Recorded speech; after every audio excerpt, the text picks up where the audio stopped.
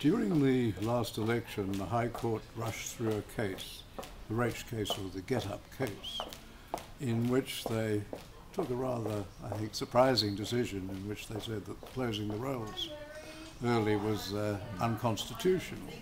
Now, I was surprised by that decision. I was surprised at the way they did it. I was surprised they didn't hand down their reasons immediately. But does this signal, do you think, a new approach by the High Court to interpreting the constitutional provisions? I'm not sure that it signifies a new approach to interpreting Chapter 1, which is the area of the Constitution we're talking about.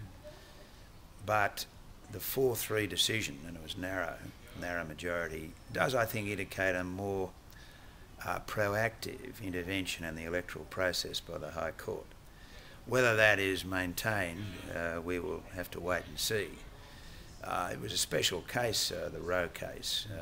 Two electors were excluded from the rolls because they failed to enrol prior to the date the election was called. And the High Court held that having regard to the history of enrolment, to prevent people enrolling at least for a week after the election was called was to wrongly deprive them of the vote. Now that's a 4-3 decision. The other judges were concerned about the reasons for the early close of the rolls, namely to prevent electoral fraud itself. So it was a finely judged decision.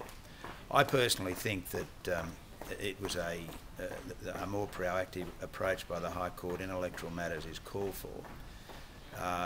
And it seems to me that there are other areas which are perhaps more important where the High Court has work to do, especially in relation to postal voting and so-called early voting, and also in relation to discrimination in the electoral process.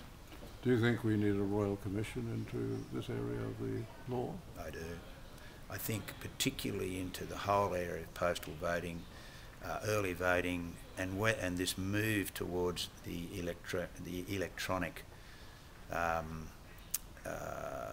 conduct of elections.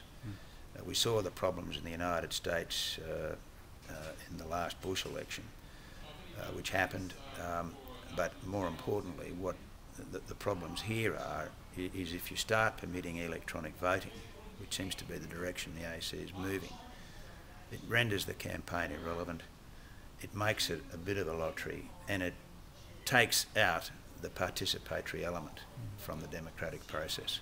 An election should really reflect the mood of the country on a given day, shouldn't it? That's my view, David, and